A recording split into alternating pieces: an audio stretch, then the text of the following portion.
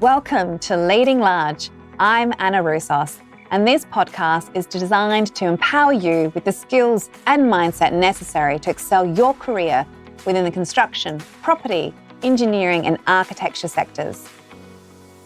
Whether you're embarking on a professional journey or seeking guidance, tune in every fortnight as myself and industry leaders will share practical strategies, tips, and insights to help you gain clarity and propel your career forward with purpose. Leading Large is your regular dose of inspiration and a guide to assist you in unlocking your full potential. I'm thrilled to have you on this journey. This is Leading Large with Anna Roussos. Today on Leading Large, we have Scott Brumfield. Scott's career in construction spans over 30 years, building an impressive portfolio working with several of Australia's top-tier builders. He currently serves as the manager of South Australia for Hansen Yuncken, one of the country's oldest and most established construction firms. Throughout his career, Scott has played a pivotal role in delivering iconic South Australian projects such as the new Royal Adelaide Hospital, Her Majesty's Theatre and Sky City. Known for his dedication and expertise, Scott continues to contribute to the growth and success of South Australia's construction industry. Scott, hello, welcome to Leading Large. Thank you for being here. Before we get into everything about you and your experience in your career, firstly, I'd just like to say congratulations. In the last 3 months, I hear that you've been promoted to manager for Hansen Yuncken here in South Australia. Yes, it's a big change for me, so great to be taking a role on. Yeah. So let's go back because I stalked your LinkedIn profile before coming in today, and your experience is a little bit different, not in a bad way, in a good way, but you did study engineering, so not your traditional construction management and economics path. And then looking through, you moved into more of a direction of a site manager rather than as a project manager. And there's also a business that you worked for that I don't even recognise the name. So I'm guessing you finished your degree and you moved into state, or overseas. So please fill us in. How did it all happen? How did you get into engineering and where did it go to from there? Yeah, I'm a civil and structural engineer, and I did that because I wanted a job where I could work inside and outside and have something technical. So it kind of, engineering was the thing for me. It was going to give me some escape from an office and give me all that satisfaction from a technical side of things as well. And before you keep going, when did you work that out? Like, was this something through high school, or was that led from your parents? Because that's quite a mature thing to be thinking when you're 17, 18. It must have come to me at some point. But I was always a beachy sort of person. I love the sun, so you knew outdoors was for you. Outdoors was for me. But I graduated in 1992, which is when we had the Paul Keating recession. It wasn't much work. And I went overseas and went to Singapore and started building all those wonderful big high-rise buildings you see over there in the housing estates. Wow. Yeah. So that must have been, that's quite, so you did your degree, so 18, so what, you would have been 22, 23, Scott, and then you've moved over to Singapore. So not only then is it your first job in the industry, but you've had to go and actually adjust to a completely different culture. What gave you the confidence at such a young age to make that decision? I was very keen to travel, and so it was an escape. It was an escape. Doesn't sound as good as what I'm, okay. It was an escape, and there was a lot of expatriates here at the time. I knew people had gone over, but I've got to say it was pretty shocking to land there, having never really been overseas before. Yeah, and suddenly working on a construction site in the middle of Singapore, building. I had my first job. I was building 4 13-story apartment blocks, so a lot of responsibility, and you just got thrown in the deep end, and you had to make the best of it. So you were there for nearly 5 years in Singapore, and the construction company that you worked for at that time, was that, just listening to the size projects, were they sort of seen as a mid-tier for Singapore? Were they sort of classed as tier 1? It was a mid-tier builder, so we did mostly public housing blocks, so it was anything from 10 to 25-story buildings. But it was the sort of work that really taught me about heavy construction, dealing with cranes and logistics and people. So it was really exciting, and every day was a bit different. Huge hours, but I found it incredibly rewarding. Yeah. So when you finished, so your first role, the title, because I think everyone when they come out of university, they get a little bit confused about which path they should take. And there are a lot of different titles depending whether you're going into a smaller business, a tier 3, right way through to tier 1, and even different if you're, for instance, working with a business that does civil and building compared to just building. So your role, so when you started with them, sorry, was it, did you say Pillar Constructions? Yeah. What was the actual job title? I started off as a site engineer. And I worked my way up to a project engineer in a couple of years, and by about my third year, I was running one of his major construction sites as a site manager. Yeah. So for me, it wasn't about job titles or even so much the specifics of a role. It was about what I was going to enjoy, what was going to be exciting for me. And I think that was one of the, for me as a young person, that's what you need to do. You need to find what's exciting, what takes you to work so that you're interested and you're enthusiastic. Because I think chasing titles and chasing that structure is maybe not the way to go. Yeah, yeah. So if you were here back in Adelaide, because I'm just listening to site engineer, project engineer, after 3 years, you then moved into a site management role. And I do want to unpack that a little bit further, but that seems like a really quick trajectory into that role, which I wouldn't say we would see that a lot here in Adelaide, or I don't know, interstate, but here in Adelaide, I don't see someone moving into a site management role after a few years. So were you moved into that role just because that's how it was in Singapore, or was there things that you were doing that demonstrated and gave confidence that you could actually do that role and do that role well? Well, I don't think you ever get handed anything. It was about hard work and enthusiasm. So, and what do you equate to hard work? At the time, it was long hours, but it was more about a dedication to getting results and being able to communicate and talk to people. And you don't have to do all the hard work yourself. It's about trying to motivate other people to do their hard work and taking them along for the journey. And I suppose from a young age, I started to get those management skills about communication and teamwork. Because at the end of the day, that's construction sites, that's construction work. It's all about your team. It's not so much about you. It's about how can you get everyone going in the same direction. You know, when you're at that age, because when you talk about that communication and demonstrating leadership qualities, was there anything like going through, did you work during high school? Was there any, values that your parents were really pushing onto you to allow you to actually think in that way? Much like, because I would say that the generation, some of the people that I'm seeing, it's about me. It's about what I'm doing rather than what we're doing collectively, and working together as a team. Like I'm not always seeing what you're.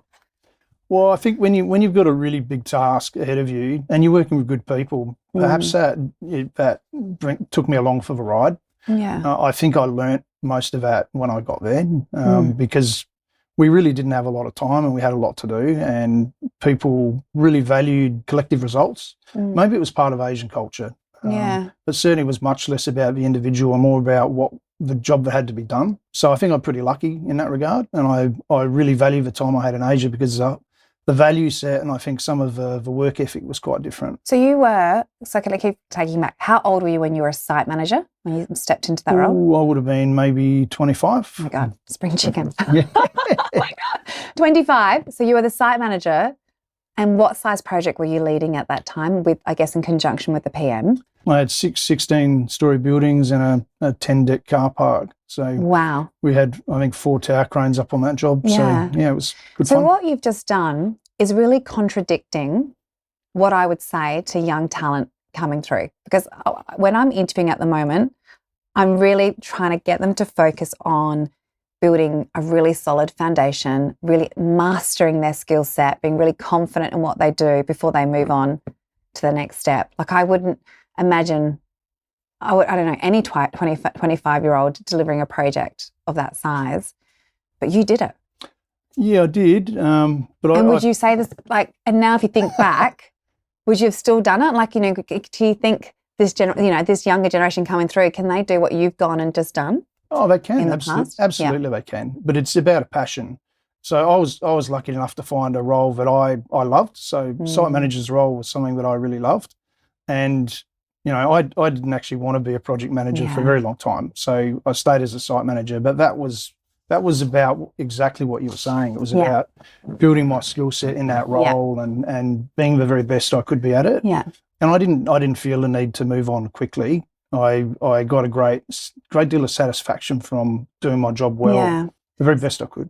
So you found your superpower, you found what you loved, and then you were quite happy to just really invest in being the best that you could in that role before you made that next step up. Oh, absolutely. Yeah. And I think that was for me, that was a real positive, because it created this incredible foundation for everything else that came after that. Now, most of the site managers that I interview, and you know, we will talk this a little bit, Scott, because you've really worked within that tier one marketplace. And within tier one, there is, you know, we do see graduates that will go and steer through to the site management versus more of a CA, project coordinator, PM path. But a lot of them will come from a trade background. But, you know, 90% of the site managers I do meet with do come from a trade background, which is not what you've come, you know, your experience. How, like, you know, what's the philosophy around that? You know, how, you know, why? Because, you know, Hansen Yuncken aren't the other one. You know, Lend-Lease and Hansen Yuncken are probably the two, maybe even Multiplex, are some of the construction companies that I work with that will grow and develop their own site managers from a degree. What are the benefits versus negatives in that? Like, I actually don't think many graduates do know that they can become a site manager by doing a degree. I think they always just think that you'll be a PM straight away. Yeah, we encourage our graduates to really have a very good look at all of the roles. So part of our graduate program is that we want people to look at the CA role, the site management aspects, safety as well, and get them doing some of the project management stuff as well. But I think when you start your career, it's incredibly important that you get the opportunity to find what is your passion. And certainly I was able to seek that out. Maybe I had a bit clearer idea, but a lot of people don't know what they want to do, and they come into the industry and they don't know what's available to them. Yes. And I couldn't agree with you more about that, because when they come in, especially when they've just been a year out, there was like, I always ask, well, where do you see yourself? I want to be a project manager. And it's like, oh my God, but there's so many other avenues they can do. It's a real trap. It's an absolute trap. But there's so many roles now. You know, there's pre-construction roles as well, in estimating and cost planning, and just, you know, people come off for jobs when they've maybe got a little bit more experience, and they can contribute to tenders with the planning aspects of a tender. It's incredible the number of different roles that are actually there. Yeah, no, they do need to be open-minded, because success doesn't always equate to being a project manager in the world of construction. No, and I actually found that I'm one of these people that unless I am enjoying myself, I'm not successful. It doesn't matter how much effort I put into it.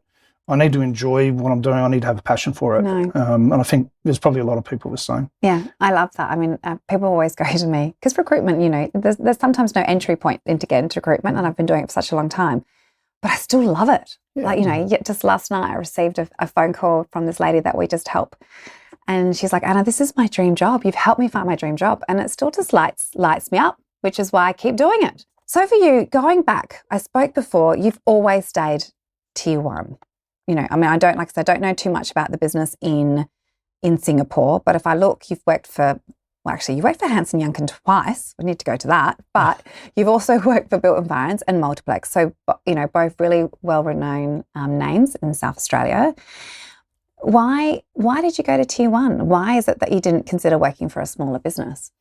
I think it's the scale of the work. I mean, I sort of came up through the ranks on major construction work, and it's what I know and it's what I enjoy, and the pace of it.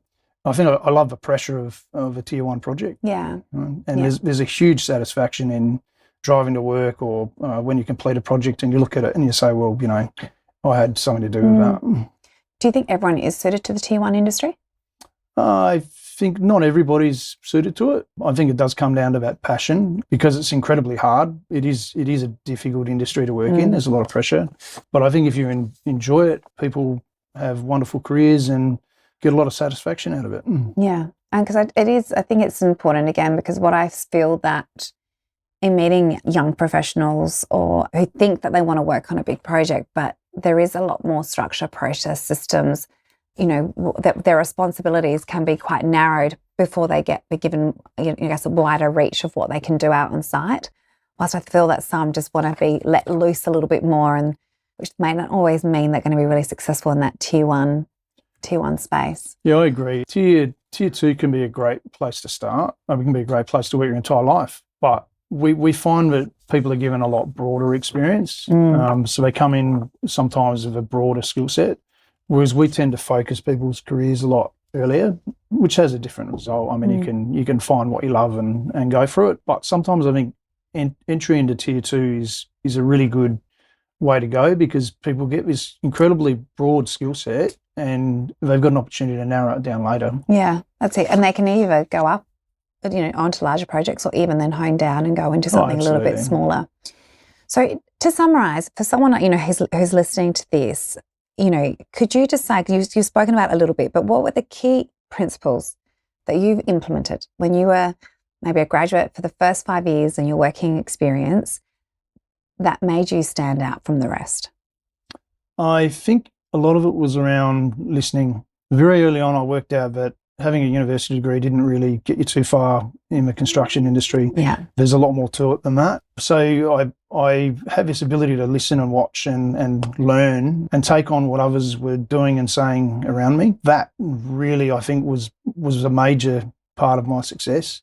So it's his ability to learn and to understand that you don't know all the answers. Mm-hmm. There's a lot of experience around, and leveraging off that and seeking people's opinion can really get you a long way. Certainly a lot further than just being arrogant, I suppose, and thinking that you've got all the answers. Yeah. So this idea of listening and learning and trying to consult was great, but I think also I understood the worth of making a decision. So in a fast-paced environment, I think the worst thing you can do sometimes is not make a decision and hold off. So at that time, I was able to sort of do that and understand the impacts of my decisions, make balanced decisions. Yeah, and that's what got me going. So it was taking responsibility. It was owning issues. Yeah. And working my way through them and not just doing them on my own, but finding other good sources of information to help me with that. And it sounds like you weren't afraid to put your hand up to take on more responsibility and accountability at quite a young age too. Oh, that's a huge thing. When you're young and you're early in your career, you've got to back yourself in. You need to take those opportunities to step up, be they on a micro level every day, or be they when you're offered something a little bit more challenging in your role. So the ability to go and take a punt and just back yourself in. So you were in Singapore. Where to next? It's too cold in Adelaide, so I found my way up to Darwin with Hansen Yuncken actually. So that was the late 90s, 1997, and I went up there and started building defence projects, which was very different for me. And I had to come back and learn how to build in Australia rather than build in Singapore, which is quite a different thing. Well, that defence work probably is fantastic now with all the defence work that's coming across in South Australia. So you can definitely leverage that. So looking through, you were a site manager for many years. So it's probably about 15 years before you started to move into that project management role. Is that right, roughly? Yeah, that's absolutely right. What made you feel like you were ready to take on that next challenge? I think after 15 years, I got to the point where I knew what I was doing, and it was starting to get a bit routine. So I felt like I needed to challenge myself, and the next logical step was project manager. So off I went. Yeah. Now you've been involved with some amazing projects in South Australia. The most recent one, and correct me if I'm wrong, but you were involved in Sky City. I was. Yes. And I know that I think you were involved with the desal plant once upon a time, the Royal Adelaide Hospital. I think there's probably an endless list, but out of all the projects you've been involved on, which is the one that I guess you're most proud of? Oh, that's very easy. It's Her Majesty's Theatre. Oh, right. It is the most beautiful building I've ever built. We had a wonderful architects in Cox, but the building itself was a real journey, and it was a passion. And I've spoken about passion already. But that was an absolute passion. Yeah. So we had a great team on it, and a very difficult task to get it built in the middle of COVID. But when we finished it, I think everybody who was involved with it thinks it was a great result. Yeah. But most importantly, the relationships I built on that project with people from the Festival Centre and DIT, Department of Premier and Cabinet, have continued, and I think each and every one of us is very proud of what we did then. Wow. And I'm going to ask the other question also, which was the project that was the most difficult or that you learnt the most from? The most difficult as a project manager was the desal plant. That was a difficult one. That one almost broke me. Broke a lot of people. I think it did. But the jobs that are the hardest are the ones that you learn the most on. And that project, as difficult as it was, really set me up for success on projects like the Royal Adelaide Hospital. Yeah.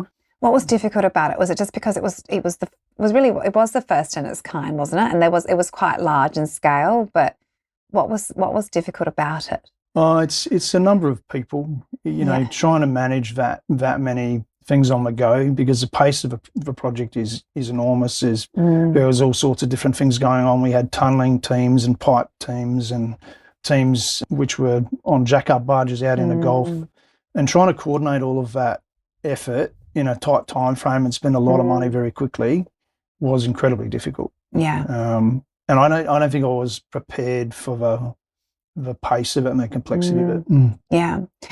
So you've established yourself, you're now in a management role, but when you were a PM, what do you think, I'd like to know what you feel makes, and you can talk about yourself here if you want, Scott, but what do you think makes a good project manager? What makes a good project manager? Remembering that nearly every single graduate that comes out of uni thinks they're going to be a PM. Yeah, they do. They do. It's a very people think it's a role where you go in and tell everyone what to do, and it can look like that. But it's a role where you just need to be listening to people, but stick to your goal. So you need to be very focused on your goal. You need to be focused on an outcome and be collaborative in how you get there. So that's difficult, because everybody in your team, your subcontractors and staff, and everybody's got a slightly different perspective on the project and slightly different goals about what they're trying to achieve.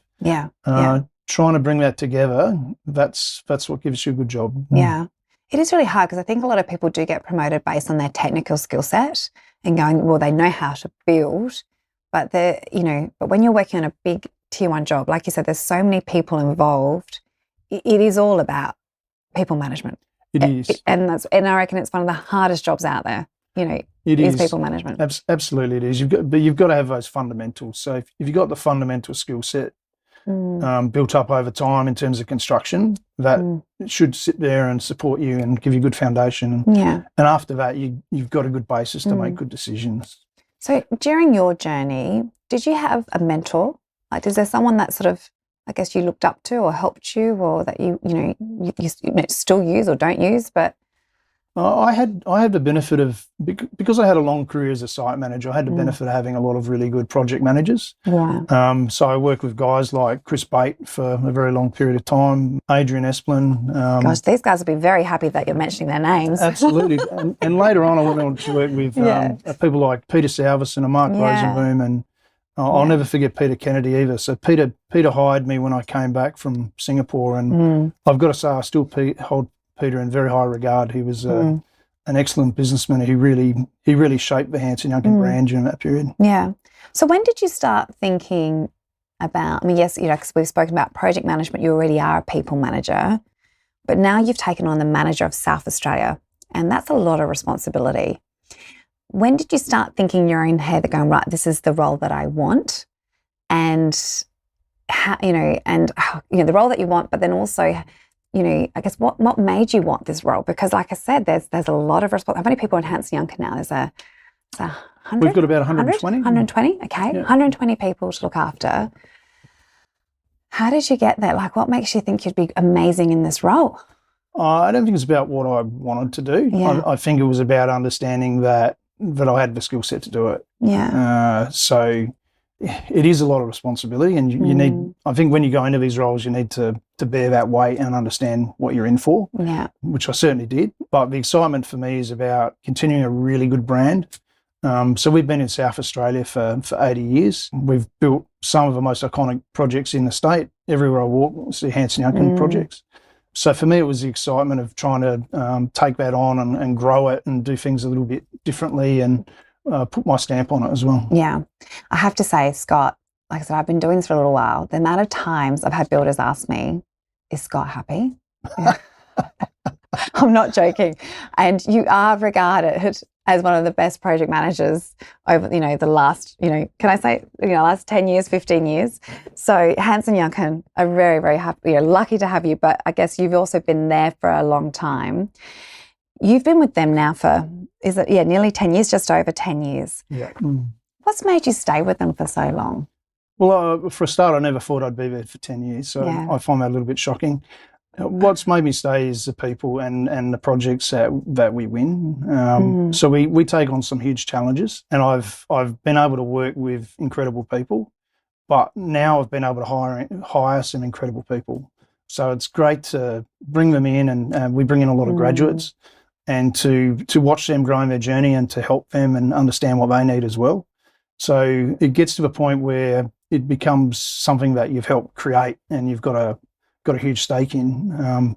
So I feel a huge sense of ownership on it and responsibility to make it as good as it can be. Yeah. And, I just want to speak around, because, there is a culture at the moment around people changing jobs. Gone are the days where you see talent or employees staying 5 years plus. But I have to say, Hansen Yuncken do have a lot of loyal employees working for them. So obviously they're doing something right. Do you think, is there benefits in chopping and changing? Like, what's your view as a manager now, where you're making hiring decisions on individuals that are changing jobs every 18 months to 2 years? Yeah, I don't think it's a great idea. I don't think 18 months is long enough to really build a strong skill set. So it should be more about building your skill set and making yourself valuable in the market because you've got this knowledge base and you can deliver. I think when you change jobs too often, you just become a commodity. And there's certainly a question when we're hiring, if someone's changing jobs a lot, if you've actually got real value, because we would look at it and say, well, why are they changing jobs so often? Yeah. What's the reason for that? And the thing is, a lot of employers truly do want to invest in their people. And I think they're always like, South Australia is a little bit different. I think when people join a company, it's almost like we want you to sign a marriage certificate or something. But it is, I can see, if I look at consistently some of the key leaders in South Australia, they've all come from a really strong foundation of experience where they haven't chopped and changed, not just companies, but also roles. They've stayed put like what you've done, really invested in their knowledge, really invested in the organisation that they're working for as well. So it was going to be really interesting with all these major projects coming up, which obviously, obviously Women's and Children's Hospital and the tunnels and so forth, how the talent takes to that and if they see is moving and chopping and changing the right thing to do. You've now moved, like I said, into this management role. I would love to really understand what sets you apart as a leader. So what are your core values that's going to continue enhancing Hansen Yuncken over the next 10 years? I'm very interested in creating a more diverse business. We've got all sorts of issues in the construction industry around diversity. So when I say that, I mean gender, I mean race.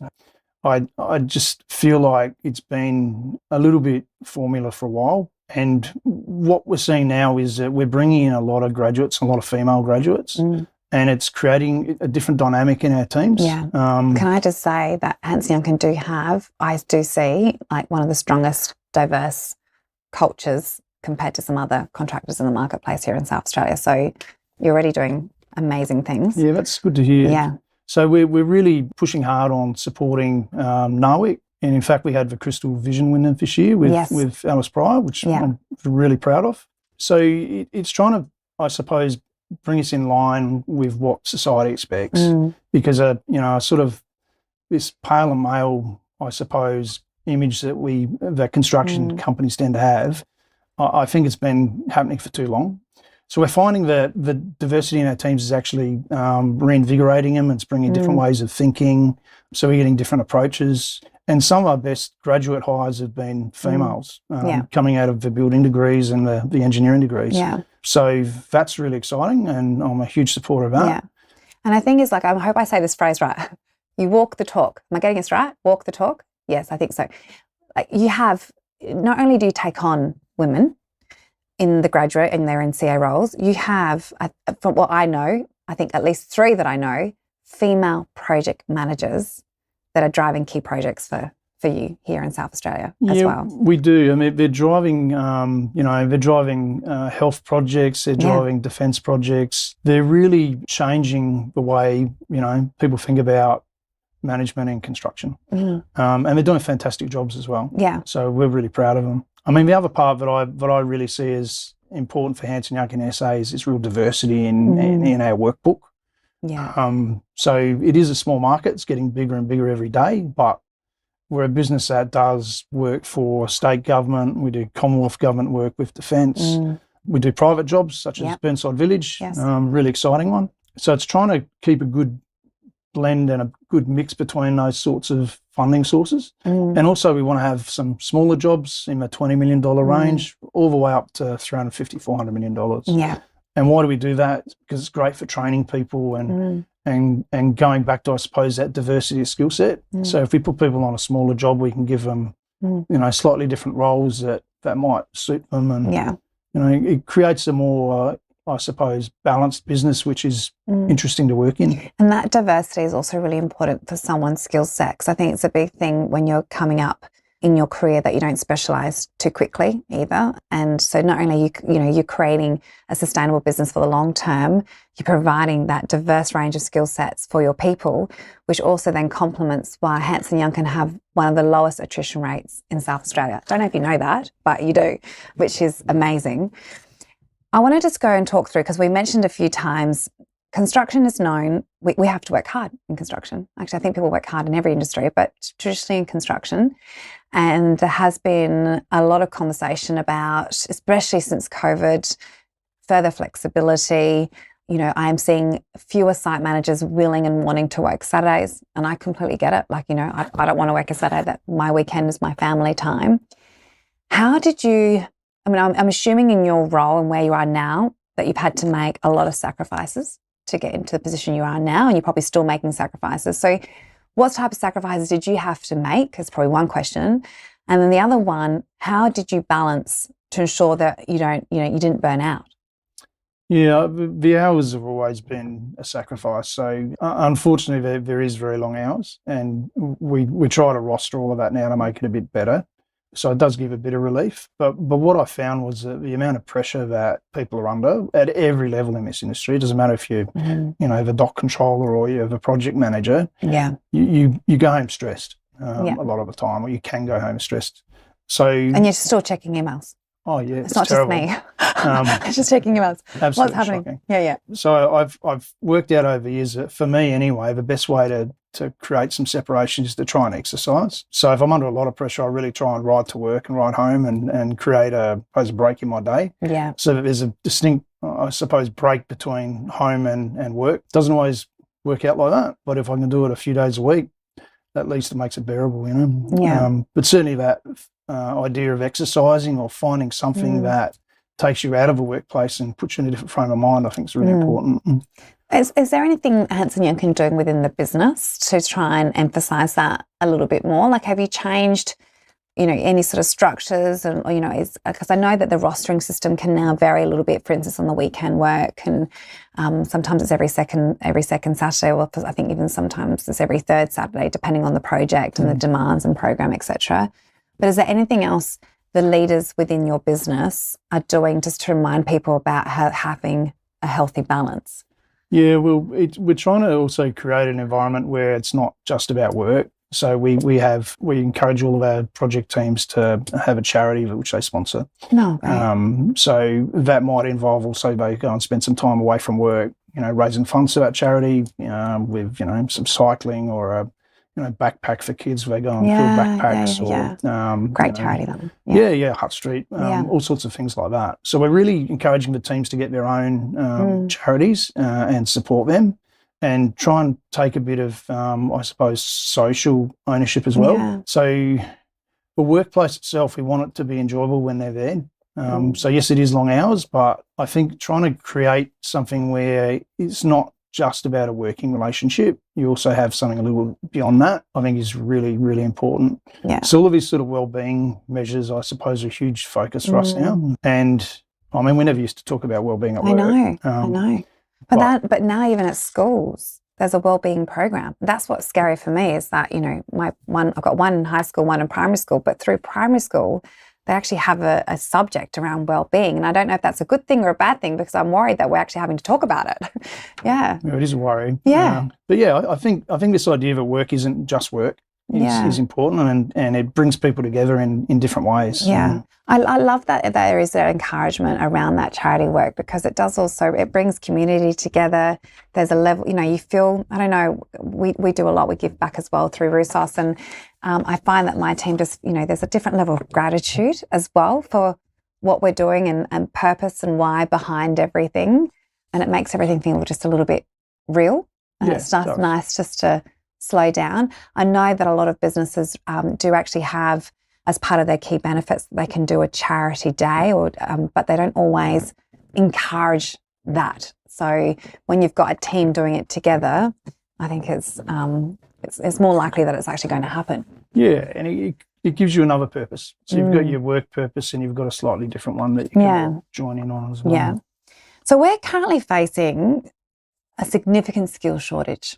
Huge skill shortage. In the construction industry.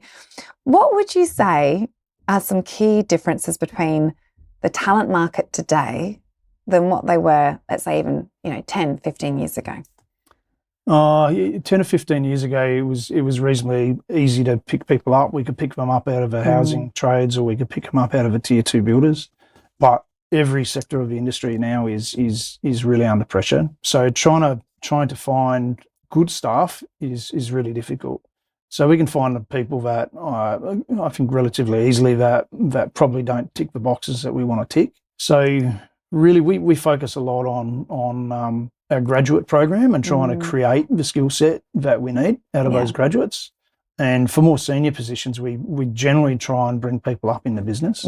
And create those opportunities for people to grow their careers. But when we can't, the challenges are certainly there, and we've really had to think long and hard about how we structure positions, and sometimes the roles are slightly different to what we would have had previously. Do you feel like, because I've been doing a lot of reflecting on our industry, and I remember, GFC happened, and I think there was a period of time, there was so much negative media around the construction industry because it was seen, it's so volatile, and apparently people losing jobs, and I just feel that it just seemed like there was a stop. There wasn't as many graduates going through to the universities. Like there was this bad stigma about construction being up and down. But realistically, if I look back, I don't remember too many people getting made redundant in construction in Adelaide through GFC. I think most people kept their jobs.